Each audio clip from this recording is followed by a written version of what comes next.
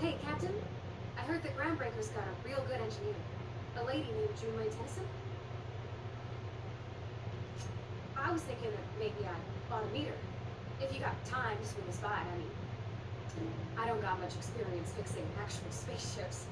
I bet you a can of Borston beans she could teach me all manner of stuff. Thanks, Captain. I'll be sure to make it worth your time. Did you want to talk about something else?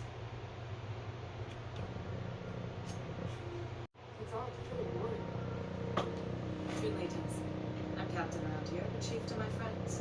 Hope you don't mind a formal introduction. Groundbreaker doesn't see many visitors.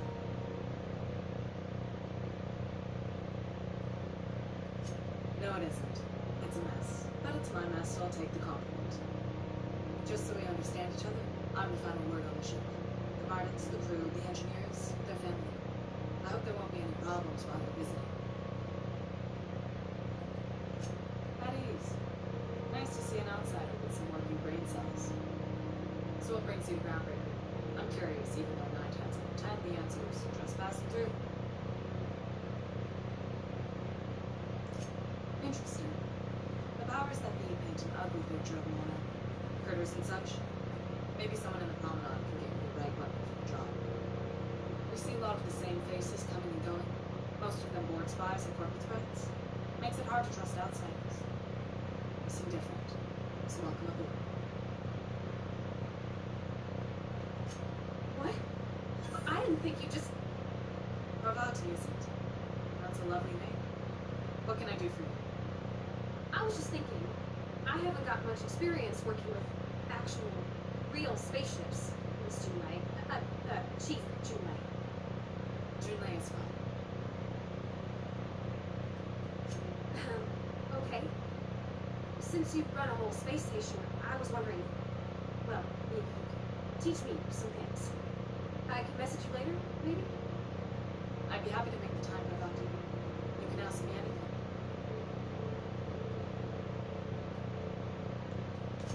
Wow, great. I'll do that then. Messages. Later. Oh, your name's pretty too. I should have said... Sorry. I like it. Honest. Sorry. Not a problem, Captain. Ask away. Hey, Captain. Can I get your temperature on something real quick? So, Junlei and I have been talking some. Through messages. I got him here on my data pad, and well, she sent me a poem. One she wrote her own self, I'm pretty sure. I don't know if I should read into it.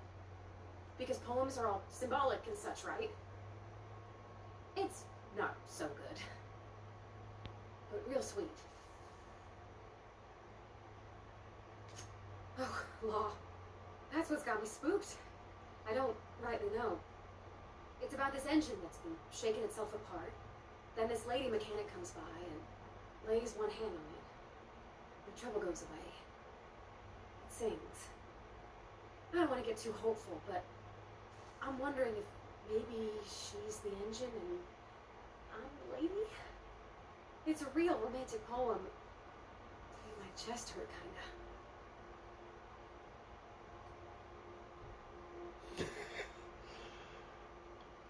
Yes, I think she does want her to give her a tune-up. It's like a metaphor, Captain. I think? See, this is why poetry throws me off my bearings. If it ain't a metaphor, that worries me more. I don't know where it's leading yet, or if I'm misinterpreting. I'm not much interested in physical stuff. Never have been. Leastways, not like other folks seem to be. It's not that I can't, I just don't care for it. It's been a problem in the past. The folk who wanted to be with me back in the Vale, they said I was cold.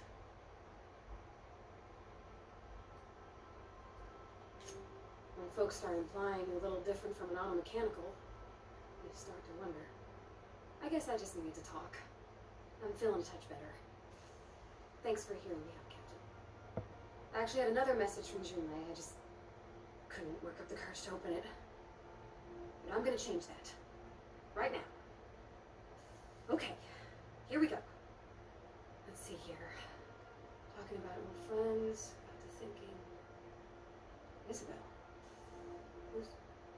Where's Isabel?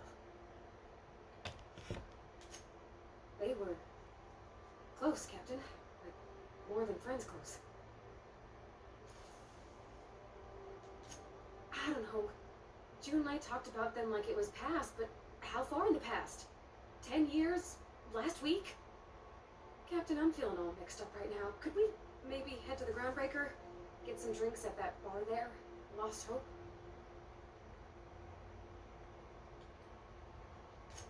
Thanks, Captain. I'll be ready. I want to talk to Junlei all the time. Even about silly things, but I'm so scared. Everything? I got a solar system's worth of terrifying questions swirling around my head. Does she think I'm as pretty as I think she's handsome? What if she doesn't like me? What if she does? What if she's still got feelings for that lady, Isabel? What if we get together and she gets bored of me?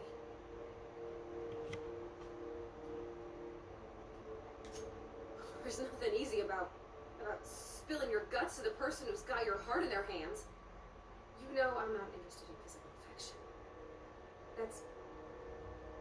It's tripped folks up in the past. Folks I thought cared about me for me. What if she's not okay with that? What if she is, but then later, she's not?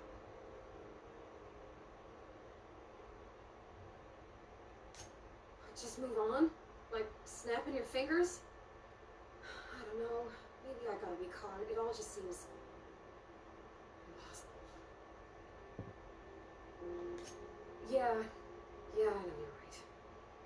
Just wish it were that easy, is all. I'm not used to speaking free with folks. Back in Edgewater, there wasn't no one who wanted to know my mind. Excepting my dad. Gosh, I don't know that I got that in me. Sometimes I feel real mean inside, Captain. I think ungenerous thoughts. I suppose so, but I want to be my best self for her.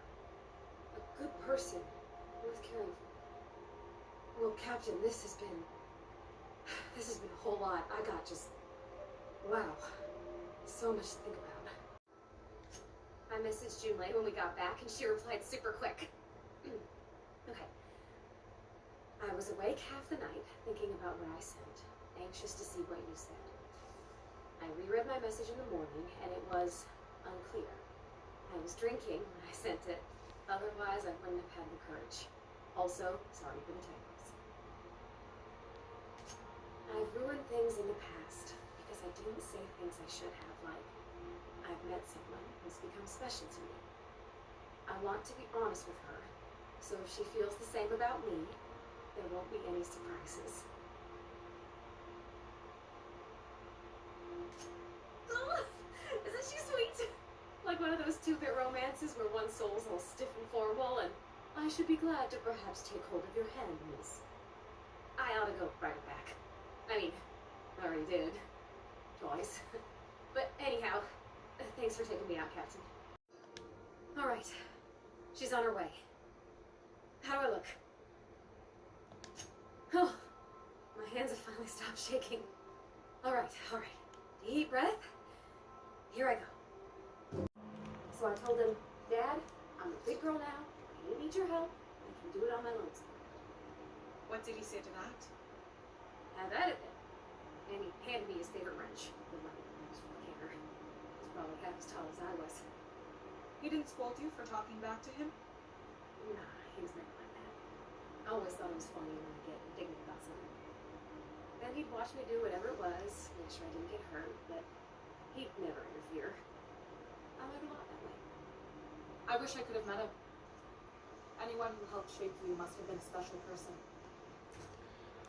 And that's the love story of Parvati Holcomb and Junlei Tennyson in The Outer Worlds.